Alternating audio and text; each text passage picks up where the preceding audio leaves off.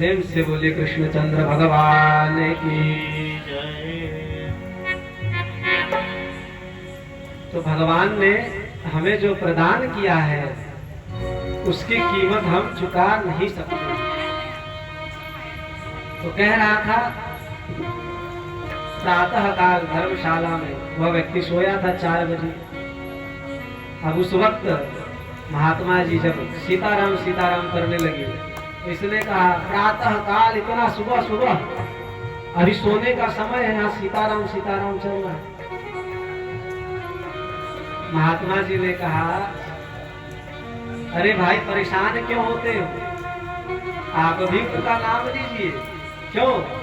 क्योंकि वह सारे लोगों का पेट भरता है, भगवान सारे लोगों के पेट भरते हैं, तो आप भी उनका नाम लीजिए ना। उसने कहा इतना सुबह सुबह कौन लेता है, और बात रही पेट भरने की, तो दौड़ धूप करता हूं मैं, पैसे कमाता हूं मैं, और पेट भरेगा वहां मेरा। महात्मा ने कहा देखो भैया, मानो या ना मानो, लेकिन सबका पेट भगवान ही भरते हैं। व्यक्ति ने कहा मैं तो नहीं मानता, और हाँ एक और बात, आज लग जाए एक बात की शर्त। क्या? आज दिन भर मैं भोजन नहीं करूंगा, और यदि आपके भगवान में क्षमता है तो आज मेरा पेट भर के दिखा दे। महात्मा जी भी ताव में आ गए, भगवान की बात है। महात्मा जी ने भी कहा अच्छा चलिए देखते हैं। अब दोनों में शर्त लग गई। उस व्यक्ति ने कहा कि सुन लो महात्मा, सुन लो। अब आजकल लोग ऐसे ही बात करते हैं, मैंने प्रत्यक्ष सुना है अयोध्या जी में। आजकल लोग आते हैं बाहर से, तूता लगाकर बात करते हैं, कलयुग के लोग हैं। सुन लो महात्मा, यदि आज भगवान ने मेरा पेट नहीं भरा तो तुम्हें भी यह सारे वस्त्र त्याग कर, शिखा को कटवा कर, तिलक मिटवा कर मेरे साथ जीन्स शर्ट पहन के घूमना होगा और मेरा नौकर बनना होगा। महात्मा जी ने कहा चलो लगी शर्त। अब शर्त लग गई महात्मा जी और उस व्यक्ति में कि भाई भगवान आज इनका पेट भरेंगे। अब वह व्यक्ति सोचा ही तो महात्मा है, और महात्माओं के चेले होते हैं, कोई कोई चेले हट्टे कट्टे होते हैं, कहीं 4-5 चेलों को बुलवाए और साथ में पिटवा कर जहां खिलवा दिए तो बात तो सत्य हो जाएगी। क्यों? क्योंकि यदि महात्मा जी हारे तो महात्मा जी उस व्यक्ति के शिष्य बनेंगे भगवान को छोड़कर, और यदि वह व्यक्ति हारा तो वह व्यक्ति महात्मा जी का शिष्य बनेगा सब कुछ छोड़कर। दोनों में शर्त लगी है। अब वह व्यक्ति सोचता है कि कहीं मरवा पिटवा कर खिलवा दे, इसीलिए वह सोचता है ऐसा जगह चला जाऊं जहां कोई मुझे देख ना पाए। सोचा कहाँ जाऊं, सबसे बढ़िया उसे लगा जंगल। जंगल पहुंच गया, जंगल पहुंचा, सोचा क्या बैठा रहूं, सबसे ऊपर चढ़कर बैठ जाता हूं, पेड़ के सबसे ऊपर एक चढ़ के बैठ गया। सबसे ऊपर डाली में बंदर की तरह छिप कर बैठ गया कि कोई आए तो देखे नहीं। अच्छा अब उस जंगल में जाए भी कौन? लेकिन बहुत से लोग होते हैं घूमने जाते हैं फॉरेस्ट ट्रिप के नाम पे, तो घूमने पहुंच गए, वहां भी वो लोग साथ में गैस सिलेंडर चूल्हा सब लेकर पहुंचे, आटा चावल बढ़िया से भोजन बनाया। बंजारे थे, 10-12 लोग थे, भोजन बनाया, परोस दिया, सारे लोग आपस में बैठ गए, परोसा गया। अब बस भोजन करने ही वाले थे, बेचारे थके हारे थे, तब तक आवाज आई डकैत आया डकैत आया डकैत आया। जो यह आवाज सुनी सारे लोग उठकर भागे, वैसे पड़ा का पड़ा रह गया था। अब उधर से डकैत आए, जो डकैतों के सरदार थे उसने देखा भोजन, एक डकैत कहता है, उससे एक डाकू कहता है सरदार हम लोग बहुत देर से भूखे प्यासे थे, भगवान की व्यवस्था देखो, भगवान की कृपा देखो, परोसा हुआ भोजन मिल गया है। परोसा हुआ भोजन। सरदार ने कहा रुक जाओ, अभी भोजन मत करना, हो सकता है किसी को पहले ही खबर लग गई हो कि हम लोग आने वाले हैं, तो हो सकता है कि इसमें जहर मिलाकर परोस दिया हो, तो इसीलिए अभी भोजन मत करना। तब तक एक डाकू ने कहा, यदि मुझे वह दिख जाए जिसने जहर डाला तो मैं अभी उसे गोली मारूंगा। अब वहीं ऊपर पेड़ के ऊपर चढ़ा हुआ था, जो यह सुना कि गोली मार दो महाराज, डर के थरथराया। जो थरथराए सो पत्ते हिल गए। अच्छा, पत्ते हिल गए। एक डाकू ने कहा, देखो देखो वहां कोई है, वहां चढ़कर देख रहा है सीसीटीवी कैमरा की तरफ, उतारो उसको। अब उसे उतारा गया वहां से। बेचारा डर हार कर किसी प्रकार से उतरा। अब भय है, डाकू से किसे भय ना हो। अब उतारा गया, उससे पूछते हैं, क्यों भाई, हमें तो मूर्ख समझता है, क्या सोचता है जहर मिला के ऊपर चढ़ के बैठ जाएगा तो हम लोग खा लेंगे। उसने कहा, नहीं नहीं मालिक, इसमें जहर बिल्कुल नहीं मिला हुआ है और न मैंने मिलाया। यह तो बंजारे आए थे, वह खाने के लिए बैठे, तब तक आपको देखकर भाग गए। डाकू ने कहा, अच्छा मूर्ख नहीं, तू मुझे महामूर्ख समझता है कि तू जो कह देगा वो हम मान लेंगे। हम डाकू हैं, तो डाकू अच्छे से जानते हैं बेईमानी और ईमानदारी की बात। अच्छा देखिए, डाकू और चोर भले कितने भी बेईमान हो, चोरी करेंगे बेईमानी से, लेकिन बंटवारा करेंगे एकदम ईमानदारी से।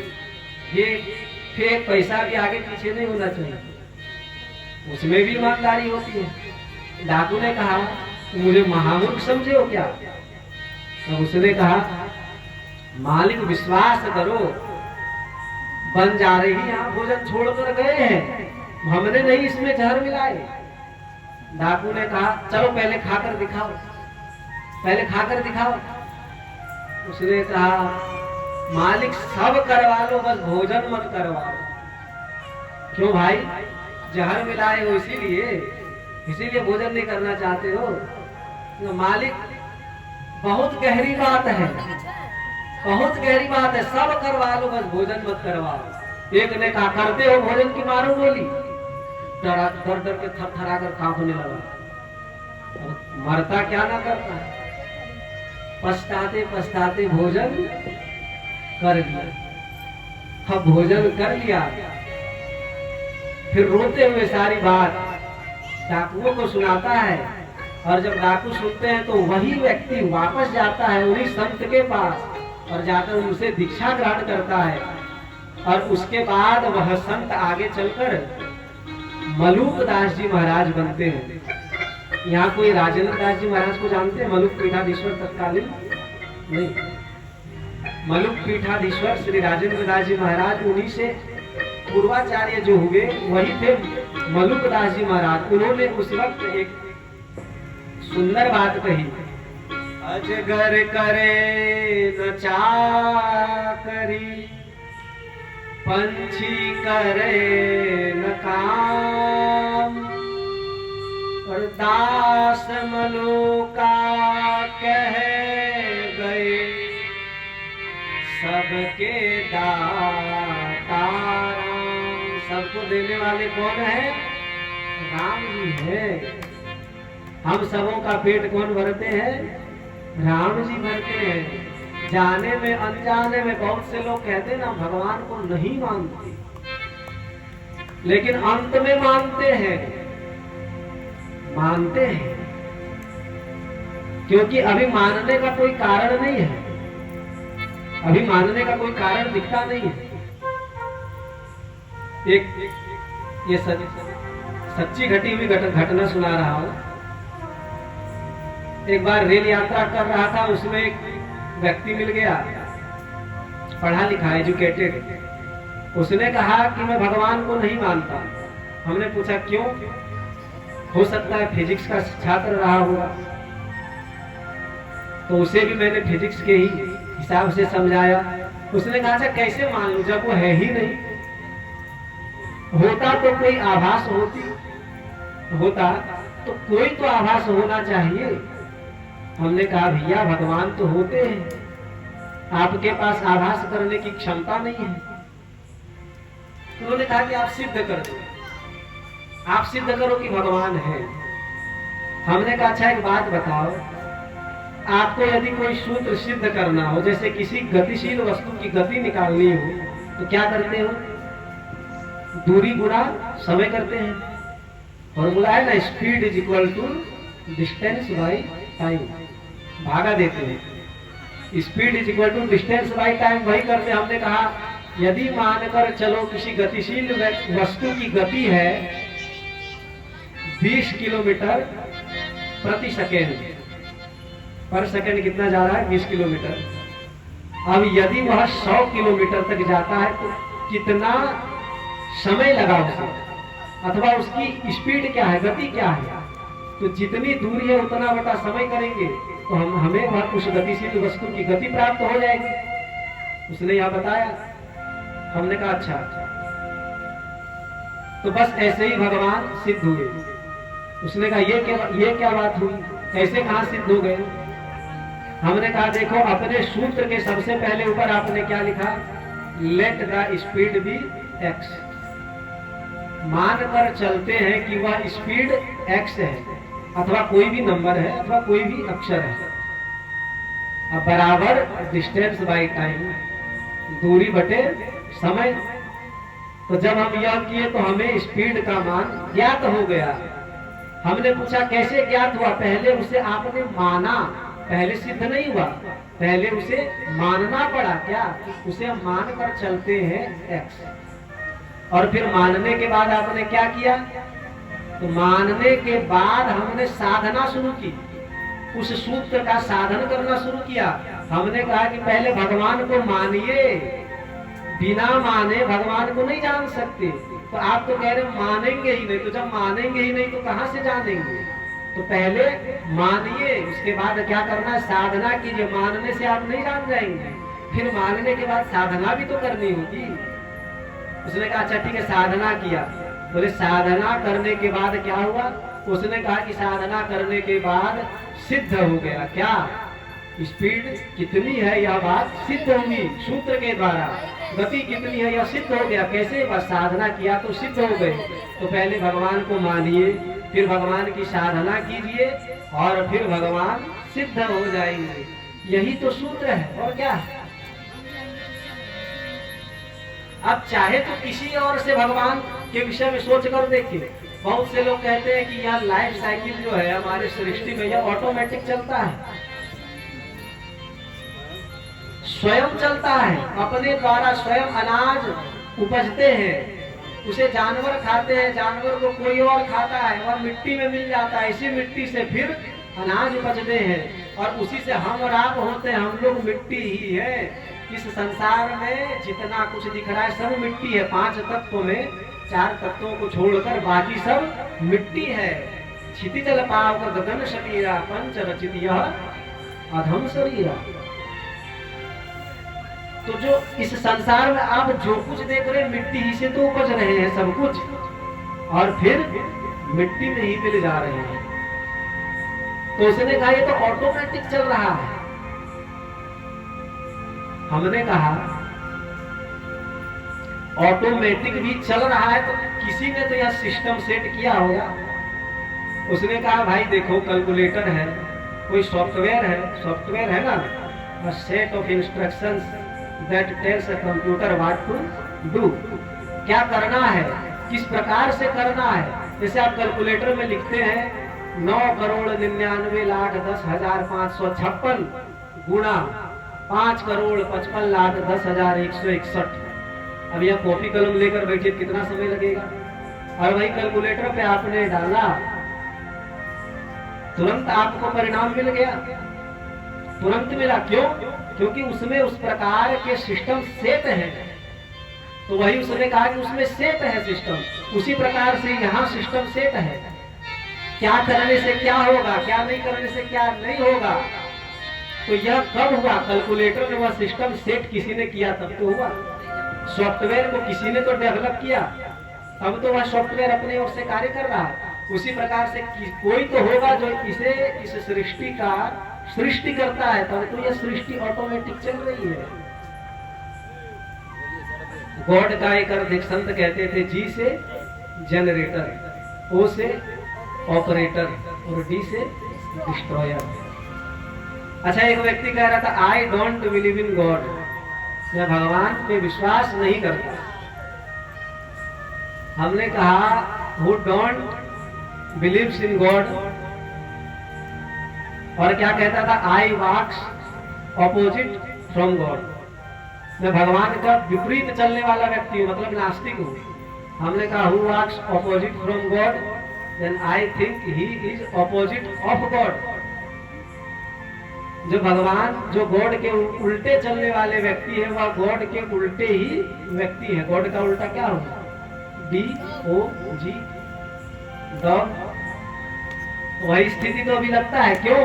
क्योंकि शास्त्र वही कहते हैं, यदि भगवान की ओर नहीं चल रहे, धर्म की ओर नहीं चल रहे, तो ये न विद्या न तपो न दानम, जिनके पास न तो धार्मिक विद्याएं हैं, जिनके पास न तो ये शाम न विद्या न तपो, न तो तप है, न दान करने की क्षमता है, विशेषता है, तो ये शाम न विद्या न तपो न दान ज्ञानम न शीलम न गुणो न धर्म।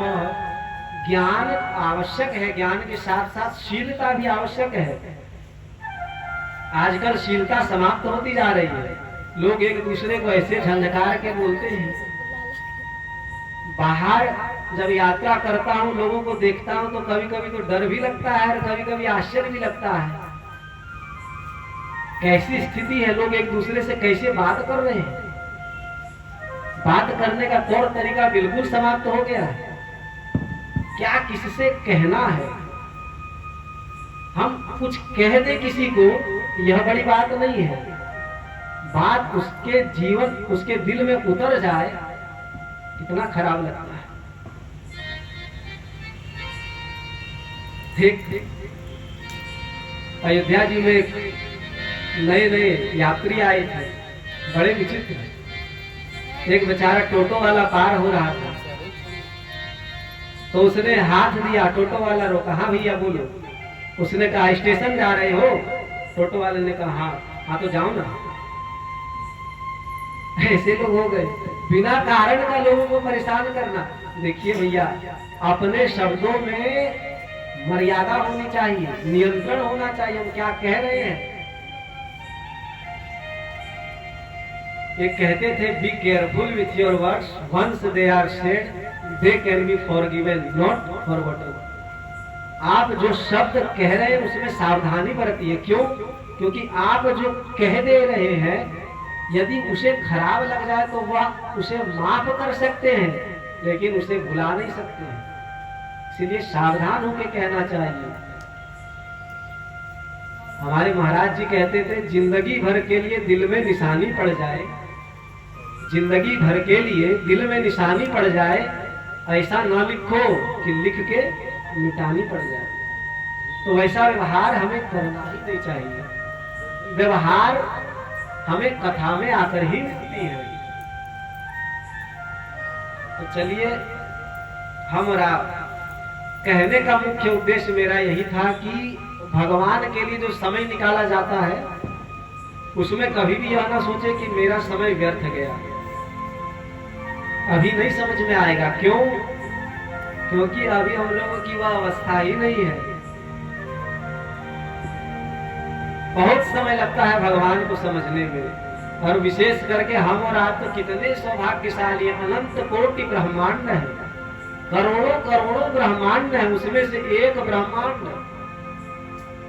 हमारी क्या हैसियत है आप देखिए, करोड़ों ब्रह्मांड में एक ब्रह्मांड है।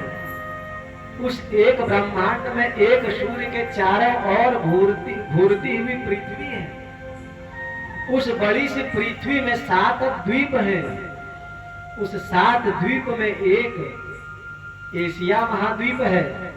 उस एशिया महाद्वीप में एक अनेकों देश हैं। उस अनेकों देशों में एक भारत देश है, और उस भारत देश में एक बंगाल राज्य है। उस बंगाल राज्य में एक श्याम नगर है। इस श्याम नगर में एक माँ शीतला का प्रांगण है, और अनेक लोगों के मध्य में, अनेक लोगों की उपस्थिति में मात्र कुछ गिने चुने लोग यहाँ पहुंचे हैं। अच्छा, हम अपनी ओर से देखें तो कितने बड़े सृष्टि में, ब्रह्मांड में, अनंत कोटि ब्रह्मांड में हम क्या है, हमारी कोई हैसियत है? थोड़ा बहुत धन कमा लिए, मकान खड़ा कर लिए, कितना व्यक्ति अभिमानी हो जाता है। कुछ दान कर दिए, कितना अभिमान हो जाता है। बलि ने तो त्रिलोक दान कर दिया। पदम तृतीय शीर्षणि कुरुमे निज गृहम्, उसके बाद स्वयं को ग्रहण आत्मसमर्पित बलि ने किया है। तो कहने का भाव यही है, जब तक समय मिला है, पता नहीं आज है कल न रहे, कब सांस छूट जाए, कोई भरोसा नहीं। थोड़ा थोड़ा समय निकालकर भगवान का भजन करें। आप लेटे हुए ही हैं तो मन में भगवान का स्मरण होना ही चाहिए। हम लोगों के घर में सारी सुख सुविधाएं हैं और वास्तविक बातें बता रहा हूं। ऐसी भी व्यवस्थाएं हैं कि हम लोग यदि बाहर न करने जाएं तो हम लोग कार्य कर सकते हैं, घर में रहकर अच्छे कार्य कर सकते हैं, लेकिन फिर भी भगवान की कथाओं में जाते हैं। क्यों? क्योंकि जो आनंद कथा में है वह आनंद कहीं और नहीं है। इसमें बहुत प्रकार के कष्ट हैं। बहुत से लोग तो सोचते होंगे बढ़िया आए, बैठे, पैसा उठाए, चल दिए झोला उठा के, लेकिन ऐसा नहीं है। अच्छा, यह धन जाएगा भी तो जाएगा कहाँ? हम लोग कोई मदिराने तो ले नहीं जाएंगे, ले जाएंगे तो कहाँ? कभी भी कुछ खरीदेंगे, क्या खरीदेंगे? धोती खरीदेंगे, भगवान को अर्पित करने के लिए घी खरीदेंगे। जो खरीदेंगे भगवान के कार्य के लिए ही खरीदेंगे, कहाँ व्यर्थ होगा? जिस प्रकार से हो भगवान के नाम का प्रचार करना ही हम लोगों का मुख्य उद्देश्य है। क्यों? क्योंकि आजकल की स्थिति, विशेष करके सनातनी स्थिति, बहुत विकट परिस्थितियों में है। कारण क्या है? अपने धर्म पर व्यक्ति को विश्वास नहीं है। कहते ना, घर की मुर्गी दाल बराबर, वह स्थिति है सनातनियों की। क्योंकि जो सुख सुविधाएं सनातन धर्म ने प्रदान की है और जितने प्रकार के साधन प्रदान किए हैं सनातन धर्म ने, और कोई धर्म ने उतने साधन प्रदान नहीं किए हैं। जो व्यक्ति सनातन धर्म के विज्ञान को समझ जाता है वह व्यक्ति फिर प्रश्न नहीं करता। लेकिन समस्या यही है, न जानते हैं और न मानते हैं। आप देखिए, एक क्या नाम था, एडवर्ड करके कुछ नाम था साइंटिस्ट का। उन्होंने अभी 200-250 वर्ष पहले ही तो उन्होंने कहा ना कि 9 ग्रह हमारे यहाँ हैं। और हमारे यहाँ पे देखिए, पहले जब पूजन होता था वैदिक काल से, कितने हजार वर्ष पूर्व स्तुति होती थी। ब्रह्मा मुरारी त्रिपुरांतकारी भानु शशि भूमि सुतो बुधश्च गुरुश्च शुक्रः शनि राहु केतवः सर्वे ग्रहाः शांतिकरा भवन्तु। उस काल में भानु शशि, पहले भानु सूर्य का पर्यायवाची है, शशि यानी चंद्रमा, भानु शशि भूमि सुतो। अब आप देखिए कौन है भूमि सुत? मंगल को कहा जाता है। मंगल पृथ्वी का ही टुकड़ा है। आप विज्ञान में पढ़ते होंगे, पृथ्वी का टुकड़ा ही मंगल है। अब आप बताइए, उतने पूर्व काल में हमारे ऋषि मुनियों ने कैसे कह दिया भूमि सुतो, यानी इस पृथ्वी का पुत्र है मंगल। यह कम बड़ा विज्ञान है। अभी बैठे बैठे सूर्य ग्रहण कब लगेगा, चंद्र ग्रहण कब लगेगा, इसकी गणना हो जाती है। यह कम बड़ा विज्ञान है। नक्षत्र आदि 27 नक्षत्रों की परिगणना, यह कम बड़ा विज्ञान है। अच्छा, आप बताइए, आप यहाँ से कोई नवग्रह देख लेते हैं? नवग्रह कोई देख पाते हैं? नहीं। लेकिन कैसे अनुमानित हो गया होगा कि नवग्रह है? क्या है? विज्ञान ही तो है। लेकिन हमारे ऋषि मुनियों ने वहीं तक विज्ञान की स्थापना की जहां तक आवश्यकता थी, लेकिन अभी के लोग आवश्यकता से